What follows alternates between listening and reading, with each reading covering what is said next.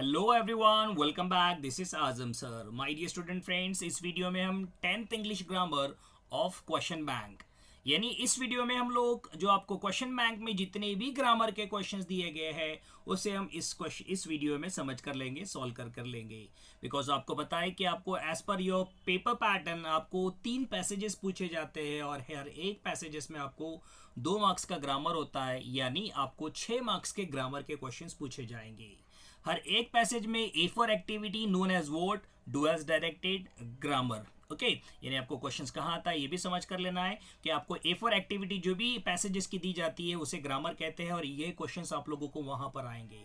Student, board कभी इससे questions को थोड़ा सा चेंज करता है, अब आप लोगों को प्रॉब्लम हो जाएगा। बिकॉज कभी आप सिर्फ क्वेश्चंस का आंसर देखना चाहते हो, आप लोगों को बहुत सारे वीडियो में आंसर्स मिल जाएंगे, बट आप सोल्यूशन देखना चाहते हो, उसे समझ कर लेना चाहते हो, this is the best video student कि आप इस वीडियो के जरिए से अपने कंप्लीट डाउट्स को दूर कर सकते हो और इससे रिलेटेड कोई भी एग्जाम में क्वेश्चन आते हैं तो उसको आप आसानी से सोल्यूशन कर सकते हो। वीडियो को आखिर तक देखें और अपने 6 मार्क्स को परफेक्ट बनाएं। Without wasting a time we can start our video. Okay, look at that student. सबसे पहले आप लोगों को यहाँ पर एक क्वेश्चन पूछा गया, spider webs are delicate yet very strong. Rewrite the sentence beginning with although. हमें क्या करना है कि दिया हुआ सेंटेंस को दोबारा लिखकर अल्दो से शुरू करनी है। स्टूडेंट, दो अल्दो जब बनाना है तो आपको 2 ही रूल्स माइंड में रखने हैं कि सबसे पहले 2 या अल्दो आपको सेंटेंस के शुरुआत में लेने हैं और जो सेकेंड सेंटेंस में आपको बट या यट वर्ड रहेंगे उसे रिमूव करना है, उसके जगह पर कॉमा लगाना है। ओके, ये रूल्स को सामने रखते हुए हम आंसर को सॉल्व करते हैं। Look at that, spider webs are delicate, हम लोगों के लिए मेन क्लॉज है, मेन सेंटेंस है, तो हम क्या करेंगे, अल्दो से शुरुआत करेंगे। Although spider webs are delicate. Look at that, हमने सिर्फ अल्दो का इस्तेमाल किया और सेंटेंस में कोई चेंज नहीं की है। ओके, जैसा ही ये फर्स्ट सेंटेंस फिनिश होता है आप देख सकते हो कि यहाँ पर यहाँ तक हमने डेलिकेट तक इसको आंसर लिखा है। ओके, आप जब देखोगे तो आपको पता चलेगा कि although spider webs are delicate, उसके बाद में सेंटेंस में यट दिया गया था, यट को रिमूव किया गया और यट को रिमूव करने के बाद दूसरे सेंटेंस में सब्जेक्ट और हेल्पिंग वर्ब नहीं था। हम लोगों ने पहले सेंटेंस में देखा है कि सब्जेक्ट क्या है, स्पाइडर वेब्स, और स्पाइडर वेब्स का हम चेंज देखते हैं तो आपको पता चलेगा उसका चेंज होगा दे में, और ऑब्वियसली हेल्पिंग वर्ब आर दिया गया है। हमें क्या करना है, सिर्फ सेंटेंस से यट को निकालना है और उसके जगह पर दे आर का इस्तेमाल करना है और rest of sentence as it is. एक बार कंप्लीट आंसर देख ले, although spider webs are delicate comma they are very strong. आप लोगों का फर्स्ट क्वेश्चन हो गया। Now look at that second one sentence, we touch it and became gold ourselves. ये हमें ग्रामर का क्वेश्चन दिया गया, इसका क्या करना है, हमें ऐड क्वेश्चन टैग बनाना है। ओके, जब ऐड क्वेश्चन टैग बनाएंगे आपको 2-3 रूल्स आपको माइंड में रखने हैं कि सबसे पहले दिया हुआ क्वेश्चन एज इट इज लिखना है आंसर में बिना कोई चेंज किए। जहां पर फुल स्टॉप रहेगा उसको निकालकर उस जगह पर आपको कॉमा ऐड करना है। कॉमा के बाद आपको सेंटेंस में any how condition helping verb का यूज करना है, दिया जाओ या नहीं दिया जाओ। दिया गया तो वही लेना है, नहीं दिया गया तो कौन से हेल्पिंग वर्ब लेने हैं। वहां पर आपको डू डज डिड का इस्तेमाल करना है। कैसे इस्तेमाल करना है मैं आप लोगों को समझाऊंगा। आफ्टर दैट आपको सब्जेक्ट लेना है और सबसे लास्ट में, बिकॉज हम ऐड क्वेश्चन टैग बना रहे हैं तो बिना क्वेश्चन मार्क दिए ऐड क्वेश्चन टैग नहीं बन सकता। लुक एट दैट, क्वेश्चन का आंसर बनाते वक्त पहला रूल्स फॉलो करेंगे कि दिया हुआ सेंटेंस हम एज इट इज बनाएंगे। We touch it and became gold ourselves, पूरा सेंटेंस जैसे कि वैसा लिया गया। जहां पर फुल स्टॉप था वहां पर हम लोगों ने क्या लगाया, कॉमा लगाया। कॉमा के बाद सेंटेंस में आपको कहा गया था कि any how condition helping verb का यूज करना ही है। इस सेंटेंस में हेल्पिंग वर्ब नहीं था, डू ही क्यों लिया गया, because do does did in तीनों में से कोई प्रॉपर हेल्पिंग वर्ब यूज करना है। हमें कहां से पता चला कि डू ये प्रॉपर वर्ड है। स्टूडेंट, उसके पीछे एक रूल्स है। रूल्स ये है कि आपका सेंटेंस में जब वर्ब पहला फॉर्म दिया गया वर्ब का तो आप डू लोगे, वर्ब को एस या ईएस लगाए तो आप डज लेंगे, और वर्ब का सेकंड फॉर्म है तो डीड लेंगे। यहां पर ना वर्ब को एस या ईएस लगाए। Look at the touch, touch ये वर्ब का पहला फॉर्म है, इसे कोई एस ई एस नहीं लगा इसलिए डज नहीं ले सकते। इसे टच यानी ईडी एफ स्टॉप भी नहीं लगा, यानी ये वर्ब का सेकंड फॉर्म भी नहीं है, इसलिए इसका सेकंड यानी डिड भी नहीं ले सकते। और डू ही क्यों लिया गया कि बिकॉज ये वर्ब का पहला फॉर्म है। हम लोगों ने डू का इस्तेमाल किया। अगेन क्वेश्चन आता है कि नॉट कहां से लेकर आया गया। उसके लिए एक रूल्स है कि जब आपका सेंटेंस पॉजिटिव है तो आंसर नेगेटिव बनाओ, यानी सेंटेंस में कहीं पर भी नॉट नहीं है तो आंसर में नॉट आना चाहिए। एक बार दोबारा क्वेश्चन पढ़ो, we touch it and became gold ourselves, become gold ourselves. यहां पर देख सकते हो कि आपको कहीं पर भी no, never, not, nothing word नहीं दिए गए, यानी सेंटेंस पॉजिटिव है इसलिए आंसर को नेगेटिव बनाया गया, यानी डू का चेंज डोंट में किया गया। और जो सेंटेंस का पहला सब्जेक्ट था उसे एज इट इज लिया गया, यानी वी को एज इट इज लिया गया और लास्ट में क्वेश्चन मार्क। कंप्लीट आंसर देख ले, we touch it and become gold ourselves comma don't we question mark. I hope so ये वीडियो आपको ये क्वेश्चन आप लोगों को समझ आया हो. Next question, the concert came to an end comma the audience gave the artist a standing ovation. यहाँ पर क्या करना है, नो सूनर दैन का यूज करना है.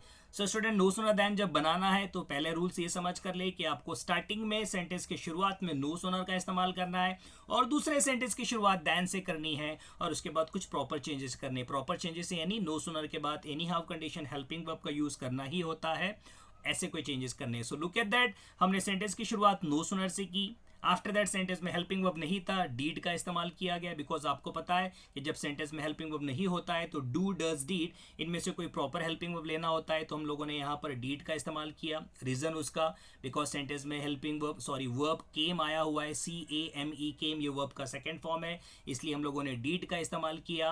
तो और उसके बाद जब डीड ले ले तो डीड के बाद हमें वर्ब का फर्स्ट फॉर्म ही लेना होता है. सो आंसर देखें, no sooner did the concert come to an end, जहां पर कॉमा दिया गया वहां पर दैन का इस्तेमाल करना है और second sentence as it is, no sooner did the concert come to an end then the audience gave the artist a standing ovation. I hope so ये आपको ये तीनों क्वेश्चन आसानी से समझ आए हो. Now look at that next one, fourth one question.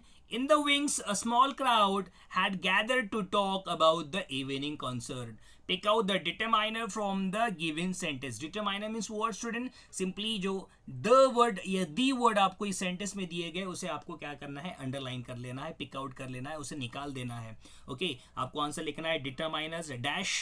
जो भी सेंटेंस में आपको जो डिटरमाइनर्स यानी द वर्ड दिखाई दे रहा है उसको आंसर देखना है. तो आसानी से देखो, in the wings a small crowd had gathered to talk about the evening concert. So इस सेंटेंस में आप देख सकते हो कि इन द विंग्स द आया हुआ है जिसे हाईलाइटेड किया गया. A small crowd had gathered to talk about the, again the आया हुआ है, इसका प्रोनाउंसिएशन हम द या दी कर सकते हैं. उसके बाद में इवनिंग कंसर्ट, तो ये सेंटेंस में दो जगह पर दी या द आया है. सो ये द या दी हम लोगों के क्या है, डिटरमाइनर्स है. ये आप लोगों का आंसर हो गया. Now look at that activity, English activity set 2, because आपको पता है कि आपको 2 सेट बोर्ड ने रिलीज किए हैं. सो जिसमें कि पहले सेट के हम लोगों ने क्वेश्चन आंसर देखे, अब दूसरे सेट के क्वेश्चन आंसर देख ले.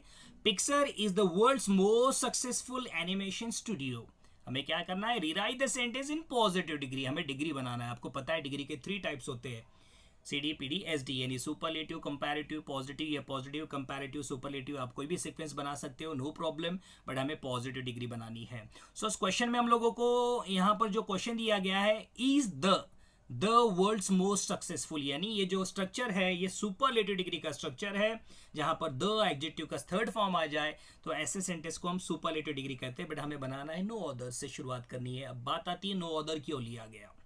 सो स्टूडेंट, ये एक रूल्स है कि जब आपके क्वेश्चन में SD का स्ट्रक्चर द और एडजेक्टिव का थर्ड फॉर्म दिया गया, आप PD बनाते वक्त में उसको नो अदर से आंसर की शुरुआत करोगे.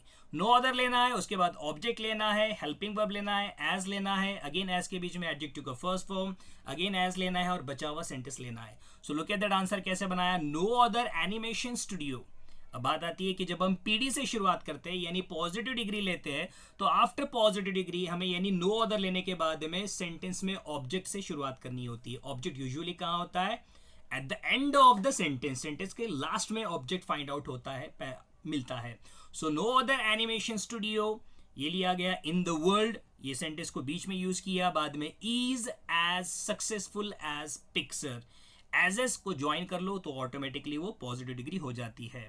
After that don't lose faith, rewrite as a assertive sentence. So student, जो क्वेश्चन हमें दिया गया है ये इंपेरेटिव सेंटेंस का क्वेश्चन है, इसको हमें क्या करना है, एसेरेटिव सेंटेंस में बनाना है. एसेरेटिव सेंटेंस यानी ऐसा सेंटेंस जिसमें subject, helping verb, verb, object और लास्ट में फुल स्टॉप आए. शुरुआती लेटर कैपिटल रहे और लास्ट में आपको फुल स्टॉप देना है. ऐसे कोई चेंजेस करने. So look at that, don't lose faith. So student, यहाँ पर क्या है, ये एक एडवाइस है, ओके, कि फेथ यानी आप क्या करो, आपका जो फेथ को लूज मत करो. सो ये एडवाइस दी गई है, इसलिए हम लोगों ने क्या किया, यू शुड, और नॉट तो ऑलरेडी सेंटेंस में दिया हुआ है. So you should not lose faith. इस तरीके से हम लोगों ने क्या बनाया, असर्टिव सेंटेंस बनाया है. Next question, he is unable to catch any fish for 84 days. He is unable to catch any fish for 84 days. क्या बनाना है, pick out in infinitive in the sentence. सबसे आसान टॉपिक, इन्फिनेटिव बनाना है. So student, जब infinitive बनाना है तो आपको एक चीज माइंड में रखनी है. इन्फिनेटिव मीन्स व्हाट, कि वर्ब और वर्ब से पहले वर्ब टू का इस्तेमाल करना है। जिस सेंटेंस में टू और उसके बाद में वर्ब का पहला फॉर्म हो उसे हम क्या कहते हैं, इन्फिनेटिव कहते हैं। चलो फाइंड आउट करते हैं। ही इज ये सब्जेक्ट है, अनेबल ये एक टॉपिक है, टू कैच दो क्या दैट कैच ये वर्ब का फर्स्ट फॉर्म है, उससे पहले टू लिया गया और हमें इन्फिनेटिव मतलब क्या, वर्ब का पहला फॉर्म और उससे पहले टू। सो इस सेंटेंस में हमें कौन सा इन्फिनेटिव मिलेगा, infinitive dash to catch is the correct answer. Next sentence, Hemingway always talk about the need to struggle against the defeat or death. क्या करना है, rewrite the sentence as a negative sentence without changing its meaning। हमें क्या करना है, यहाँ पर negative sentence बनाना है। स्टूडेंट मैंने इस पर एक वीडियो बनाया हूँ बहुत आसान लैंग्वेज में, एक अफर्मेटिव सेंटेंस से नेगेटिव सेंटेंस कैसे बनाया जाए उसका मीनिंग समझाया हूँ। So look at that student, हमें क्या करना है, एक रूल्स फॉलो करना है। जब आपके क्वेश्चन में ऑलवेज वर्ड आ जाता है, लेट मी रिपीट इट, जब आपके क्वेश्चन में ऑलवेज वर्ड आ जाता है और हमें नेगेटिव सेंटेंस बनाना है तो उस ऑलवेज वर्ड को हमें सेंटेंस से रिमूव करना होता है और उसके जगह पर नेवर फेल्स क्या यूज करना है, ऑलवेज शब्द आने पर ऑलवेज को निकालना है और उसके जगह पर नेवर फेल्स इस शब्द का इस्तेमाल करना है। That's it. बाकी आप देखो पूरा सेंटेंस एज इट इज दिखेगा। Hemingway never fails to talk about the need to struggle against defeat or death। अब देखो क्वेश्चन में से ऑलवेज को निकाला गया और उसके जगह पर never fails to talk, because talk तो ऑलरेडी दिया गया है, पहले क्वेश्चन में टॉक्स था, अब आंसर में टॉक आया है। ओके, सो बिकॉज हमने फेल्स को ऑलरेडी एस लगा चुके हैं, फेल्स भी एक वर्ब है, सो यहाँ पर हम लोगों ने टॉक को यानी टू टॉक बनाया है, उसे एस नहीं लगाया है। Okay, so like that way we can say इस आंसर को भी हम अच्छे से समझ कर ले सकते हैं। Now next question, yoga emphasize treatment of the root case of an alignment और आइलमेंट। ओके, क्या करना है, WH क्वेश्चन बनाना है। स्टूडेंट जब WH क्वेश्चन बनाना है तो एक चीज आपको फाइंड माइंड में रखनी है कि जब WH क्वेश्चन बनाना है तो शुरुआत WH वर्ड से होगी। WH वर्ड्स यानी कौन से word, simply student what, where, when, how many, ऐसे बहुत सारे वर्ड्स होते हैं जिसे हम WH क्वेश्चन या WH वर्ड्स कहते हैं। तो शुरुआत WH वर्ड से होंगी और लास्ट में क्वेश्चन मार्क दिया जाएगा। बनाने का आसान तरीका यह रहेगा कि जिस पार्ट को अंडरलाइन किया गया वो आंसर में नहीं आएगा, जिस पार्ट को अंडरलाइन किया गया वो आंसर में नहीं आएगा, बचा हुआ पार्ट्स आंसर में ले सकेंगे, बट ऐसा क्वेश्चन पूछना है जिसका आंसर आपको अंडरलाइन पार्ट में दिया जाए। So yoga emphasizes treatment of the root case of an ailment, ये हमें अंडरलाइन पार्ट है। सो हम जब उससे ड से क्वेश्चन पूछते हैं यानी व्हाट से क्वेश्चन पूछते हैं, सो उसका आंसर हमें definitely treatment of the root case of an ailment ये आंसर मिलेगा। बट प्रॉब्लम आता है कि जब WH क्वेश्चन का स्ट्रक्चर कैसा हो, तो सबसे पहले WH वर्ड लेंगे, उसके बाद हमें हेल्पिंग वर्ब लेना है और सब्जेक्ट वर्ब जो भी सेंटेंस में रहेगा वो लेकर लास्ट में क्वेश्चन मार्क। सेंटेंस की शुरुआत वर्ड से की गई, वर्ड के बाद सेंटेंस में हेल्पिंग वर्ब नहीं था, डज लिया गया। तो स्टूडेंट एक एवरग्रीन रूल्स होता है कि जब सेंटेंस में हेल्पिंग वर्ब नहीं आए सो आप डू, डज, डिड इन तीनों में से किसी एक का यूज कर सकते हो। यहां पर डज क्यों यूज किया गया, reason emphasizes at last S और ES एफ स्टॉप दिया गया। सब एस और ES लग जाता है किसी वर्ब को, सो हमें सेंटेंस में क्या करना होता है, डज का इस्तेमाल करना होता है। Look at that, so what does yoga emphasize it at last question mark. मैं आपको पहले बता चुका हूं अंडरलाइन पार्ट ये आंसर में नहीं आएगा। Next one question, we give undue importance to our health, begin with undue importance. Student ये सिंपली एक चेंज द वॉइस का क्वेश्चन है, हमें एक्टिव वॉइस दिया गया है, पैसिव वॉइस बनाना है। जब पैसिव वॉइस बनाते हैं एक स्ट्रक्चर को माइंड में रखना है कि सबसे पहले हम आंसर की शुरुआत ऑब्जेक्ट से करेंगे, आफ्टर ऑब्जेक्ट हमें हेल्पिंग वर्ब का यूज करना रहेगा, आफ्टर हेल्पिंग वर्ब का थर्ड फॉर्म इस्तेमाल करना होगा, आफ्टर दैट बाय प्रीपोजिशन और सबसे लास्ट में सब्जेक्ट का change. Let me repeat it, object, helping verb का थर्ड फॉर्म, बाय प्रीपोजिशन और सब्जेक्ट का चेंज। ये स्ट्रक्चर आप फॉलो करोगे आप दुनिया का कोई भी एक्टिव से पैसिव बना सकते हो। लुक एट दैट, बोला गया है कि अनड्यू इंपॉर्टेंस से शुरू करो, सो चलो ठीक है उससे शुरू करेंगे। अनड्यू इंपॉर्टेंस से शुरुआत की गई। अब मैंने बताया कि पैसिव वॉइस का फॉर्मूला पहले ऑब्जेक्ट बाद में हेल्पिंग वर्ब, बट क्वेश्चन में हेल्पिंग वर्ब नहीं था, इज क्यों लिया गया। सो स्टूडेंट आपको टेंसेस पता होंगे, टेंस में पता है कि जब सिंपल प्रेजेंट टेंस हमें दिया जाता है क्वेश्चन में, यानी सब्जेक्ट प्लस वर्ब का फर्स्ट फॉर्म प्लस ऑब्जेक्ट, यानी आप देखोगे वी गिव, गिव ये वर्ब का पहला फॉर्म है, सिंपल प्रेजेंट टेंस है, तो आंसर में आपको क्या करना है, एम इज आर लेना है। सो अनड्यू इंपॉर्टेंस ये सिंगुलर सब्जेक्ट है, सो हम ऑब्जेक्ट है सॉरी, सो हम लोगों ने क्या किया, इज का हेल्पिंग वर्ब यूज किया, यानी इज हेल्पिंग वर्ब यूज किया। पैसिव वॉइस बना रहे हैं तो वर्ब का थर्ड फॉर्म लेना है, गिव वर्ब का पहला फॉर्म है, थर्ड फॉर्म गिवन बनेगा। To our health by us, इस तरीके से इसका पैसिव वॉइस बनेगा. Next sentence, the first type is large one comma which has not much significance. क्या करना है? Identify the subordinate clause. सबसे आसान टॉपिक, इस पर भी एक वीडियो मैंने बना चुका हूं कि आपको सबऑर्डिनेट को आइडेंटिफाई करना है, पहचानना है. सो स्टूडेंट, आपको सिंपली माइंड में रखना है कि जिस क्वेश्चन की शुरुआत विच, व्हेन, हाउ ऐसे वर्ड से होती है, सो वहां से लेकर बचा हुआ जितना भी सेंटेंस रहेगा उसे हम सबऑर्डिनेट क्लॉज कहते हैं. So look at that, the first type is the large one, comma दिया गया, विच has not much significance. Second sentence much which से शुरू हुआ और सिग्निफिकेंस तक. और आसान लैंग्वेज में जो आपको उपवाक्य होता है, जो सेकेंड सेंटेंस होता है, उस सेंटेंस को हम क्या कहते हैं? सबऑर्डिनेट क्लॉज कहते हैं. सो आपका करेक्ट आंसर क्या है? Which has not much significance dash करके सबऑर्डिनेट क्लॉज लिखना है. और सबसे last question, cardamom is not only unique to our land but also to our senses. Rewrite the sentence using as well as. सबसे आसान topic as well as कैसे बनाए, इस पर भी वीडियो बना चुका हूं. सिंपली आपको सेंटेंस से नॉट ओनली बट ऑल्सो को निकालना है. नॉट ओनली निकलेगा, उसके जगह पर कुछ भी बदल नहीं होगा, बट ऑल्सो निकलकर उस जगह पर आपको एज वेल एज का इस्तेमाल करना है. लुक एट दैट, जो चेंजेस मैं बताया हूं.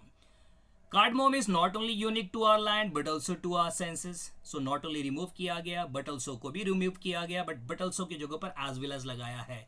Answer, cardamom is unique to our land as well as to our senses. So student, like that way video थोड़ा सा बड़ा हो गया, but complete solution with reasons के साथ आपको यहाँ पर बताया गया. गारंटेड आपको अब 6 मार्क्स के क्वेश्चंस इसी में से पूछे जाएंगे और आप इसको अच्छे तरीके से समझ कर लेते हो तो 6 आउट ऑफ 6 मार्क्स आपको गारंटेड मिल जाएंगे. Thank you for watching.